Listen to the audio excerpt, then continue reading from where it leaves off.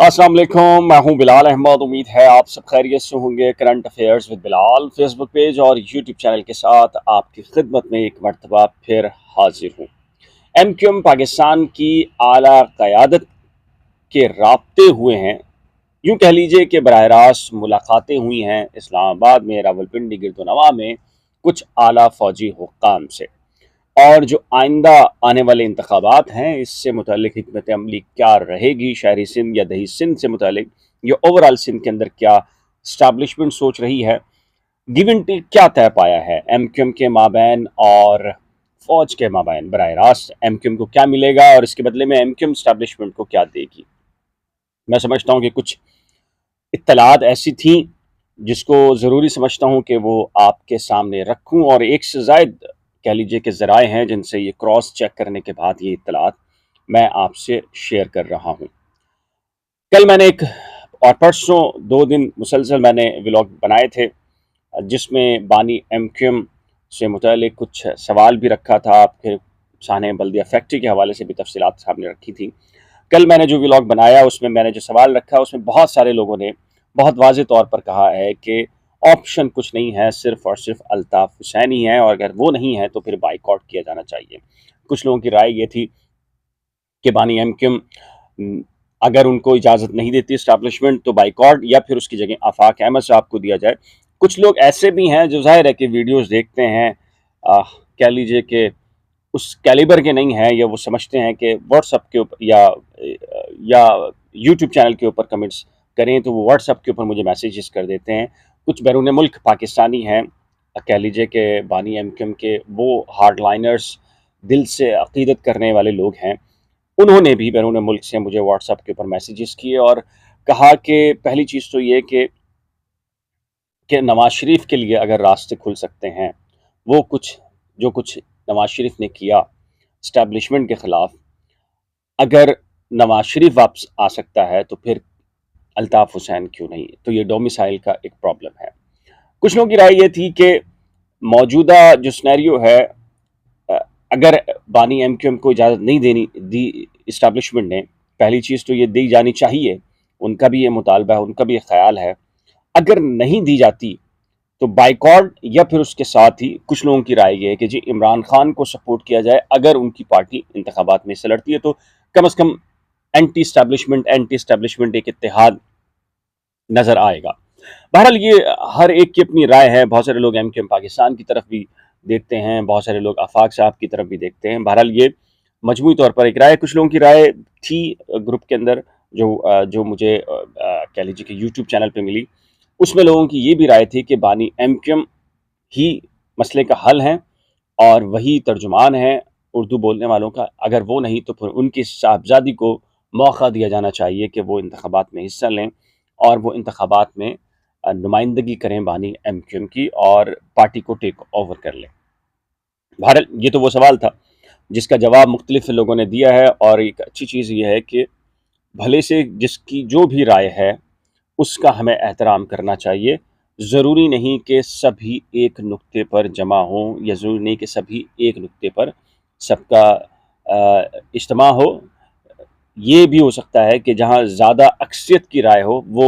अमल किया जाना चाहिए। अच्छा, अब बात कर लेते हैं जी, जो पाकिस्तानी इस्टेब्लिशमेंट, जो मेरे पास मुसद्दिक़ा इत्तलात हैं, ये कुछ अरसे पहले भी मुलाकातें होती रही हैं, लेकिन अब ताज़ा तरीन भी कुछ मुलाकातें गुज़िश्ता दिनों हुई हैं, और ये मेरी इत्तला के मुताबिक मुलाकातें बराह रास्त इस्लामाबाद, रावलपिंडी में हुई हैं और कुछ आला कह लीजिए कि फ़ौजी हुक्काम से हुई हैं, जिसमें जो मैं आपको पहले से बता चुका हूँ कि इस्टेब्लिशमेंट के बहुत सारे इश्यूज़ ऐसे हैं जिनको वो एड्रेस करना चाहते हैं शहरी सिंध या कराची में, या उनके स्टेक्स हैं, मुख्तलिफ स्टेक्स हैं, या वो समझते हैं कि रियासत के स्टेक्स हैं और उनके बचाव के लिए उन्हें हिकमत अमली अख्तियार करनी है। एक चीज़ तो चलें इस्टेब्लिशमेंट ये रियलाइज़ करती है, खुश आइंद है कि शायद अब कर रही है या पहले नहीं करती रही या पहले करती रही। ज़ाहिर कि इस्टेब्लिशमेंट की सोच मुख्तलिफ रही है। आला तरीन जो ओहदेदारान होते हैं वही सोचते हैं कि कम अज़ कम उनको ये तो मालूम है कि इस मुल्क में, या ख़ास कर जो सिंध के अंदर जो उर्दू बोलने वाले हैं, अगर वहाँ कोई मुहिब्बे वतन अगर कम्युनिटी सबसे ज़्यादा جو پاکستان کے ساتھ مخلص ہے تو وہ اردو سپیکنگ ہی ہیں، اور اسٹیبلشمنٹ یہ سمجھتی ہے کہ انہیں کچھ ایسی آوازیں آ رہی ہیں کہ پاکستان کے خلاف کچھ چیزیں اگر مختلف دیگر زبانیں بولنے والے شخصیات یا برادری یا کہہ لیجیے کہ کوئی گروہ ہے جو اینٹی پاکستان موومنٹ چلا رہا ہے یا ریاست کے مفادات کو نقصان پہنچا سکتا ہے، تو اس کے لیے اگر کوئی مضبوط ترین دیوار ہے تو وہ اردو بولنے والے ہیں۔ مہاجر ہی ہیں جو سب سے زیادہ اردو بولنے والی کہہ لیجیے کہ پاکستان بنانے والے بھی اور پاکستان کے لیے کھڑے ہونے والے بھی اور قربانیاں دینے والے بھی، اس لیے کہ ان کا کوئی پیچھے جانے کا کوئی آپشن ان کے پاس موجود نہیں ہے۔ تو اسٹیبلشمنٹ کے جو یہ والے جو مفادات ہیں، میرا خیال ہے کہ میرے بٹوین لائن جو میں نے بات کی ہے وہ آپ سمجھ گئے ہوں گے، تو وہ یہ سمجھتے ہیں کہ جی اب آپشن صرف اور صرف ایم کیو ایم ہے، اور ایم کیو ایم کی جو قیادت سے ملاقاتیں ان کی ہوئی، ایم کیو ایم کی قیادت کا خیال یہ ہے کہ جی ان کا اب بھی جو مقابلہ ہے وہ براہ راست پیپلز پارٹی سے نہیں ہے، کہہ سکتے ہیں کہ عمران خان سے بھی شہری سندھ میں ہو سکتا ہے، لیکن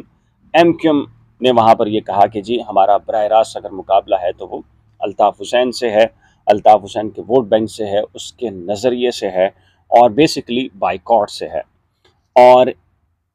اب پھر معاملات یہاں تک پہنچے کہ جی کتنی سیٹس اگر ایم کیو ایم پاکستان کو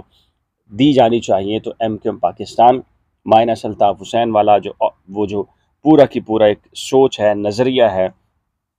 اس کو اچیو کر سکتی ہے، یا جو اینٹی جو کہہ لیجئے کہ پاکستانی ایلیمنٹ ہے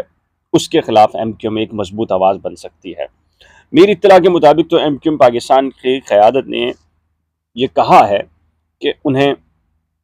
پورے کے پورے اختیارات چاہیے، پوری کہہ لیجئے کہ ایک با اختیار ایک حکومت سندھ کے اندر چاہیے جو ان کی مرضی سے بنے، اور یہاں تک کہ ان کی مرضی سے وزیر اعلیٰ منتخب ہو، یہاں تک کہ وہ شہری سندھ کا نمائندہ ہو، بھلے سے وہ ظاہر کہ دیہی سندھ کی بھی نمائندگی کرے گا، لیکن ایم کیو ایم ہی طے کرے، ایم کیو ایم کو یہ سارے کے سارے اختیارات سونپ دیے جائیں۔ لیکن ظاہر ہے کہ اسٹیبلشمنٹ بھی یہ دیکھتی ہے کہ اس نے کیا ایک پارٹی کو سارے معاملات دینے ہیں یا ایک سے زائد پارٹی کو انگیج کرنا ہے تاکہ کوئی بھی اس قوت میں نہ آ سکے۔ لیکن میری اطلاع کے مطابق اسٹیبلشمنٹ اور ایم کیو ایم کے اندر جو مابین جو معاملات طے پائے ہیں، اس میں قومی اسمبلی کی 14 سے 15 سیٹیں ایم کیو ایم کو مل رہی ہیں۔ اب ظاہر ہے کہ اس میں آپ کہہ سکتے ہیں ووٹ ڈلے گا نہیں ڈلے گا، بائیکاٹ ہوگا تو کیسے ہوگا۔ میں آپ کو پہلی ویڈیو میں کہہ چکا ہوں، بہت سے لوگ ناراض بھی ہوتے ہیں اس بات پر، اس کا تعلق نہیں ہے کہ عوام نے کتنے ووٹ ڈالے، بیلٹ باکس سے کتنے ووٹ نکلے وہ ایک معاملہ ہے، اور وہ ظاہر ہے کہ پاکستان کے اندر جس طریقے سے جو جہاں جتنی اکثریت میں ہوتا ہے، جو جس طاقت میں ہوتا ہے، وہ وہاں ووٹ ڈال دیتا ہے۔ کس طرح ڈالتا ہے یہ بھی میرا خیال ہے کہ آپ سب کو پتہ ہے۔ تو 14 سے 15 یہاں ہیں، اور 25 سے 30 یا 35 کے قریب جو ہے وہ صوبائی نشستیں ایم کیو ایم پاکستان کو دی جا رہی ہیں یا اس پر سیٹلمنٹ ہو رہی ہے، اور ایم کیو ایم پاکستان نے اس بات کو کہا ہے اسٹیبلشمنٹ کے سامنے کہ اگر آپ فری ہینڈ دیں تو چونکہ پاکستان تحریک انصاف کراچی کے اندر اس کا وہ نظریاتی ووٹ بینک جو عمران خان کی وجہ سے تھا وہ نہیں رہا، تو وہ بھی واپس ایم کیو ایم کے پاس آ سکتا ہے۔ لیکن ظاہر ہے کہ ابھی یہ معاملات چل رہے ہیں، نواز شریف کی واپسی بھی ہونی ہے، کہا جاتا ہے کہ نواز شریف کا بھی ایک سٹیک رکھا جا رہا ہے سندھ کے اندر، اینٹی پیپلز پارٹی کے طور پر وفاق میں نواز شریف کو رکھا جائے گا، اور سندھ کے اندر بھی ایک بڑی پارٹی کے طور پر Nawaz Sharif G D A کہہ لیجیے کہ ایک الائنس ہوگا، اور وہ ایم کیو ایم الائنس ہوگا، اور وزیر اعلیٰ شہری سندھ کی طرف سے ہوگا، یعنی کہ اینٹی پیپلز پارٹی ہوگا۔ اینٹی پیپلز پارٹی سے مراد میں آپ کو جو میں نے بٹوین لائن کہا ہے کہ بہت ساری چیزیں ایسے ایلیمنٹس ان کے ساتھ جڑے ہیں، کہہ لیجیے کہ ہارڈ لائنرز جو اینٹی پاکستان کی طرف بھی جاتے ہیں، اور اس کے لیے اسٹیبلشمنٹ یہ سمجھتی ہے کہ شہری سندھ اور یا خاص کر ایم کیو ایم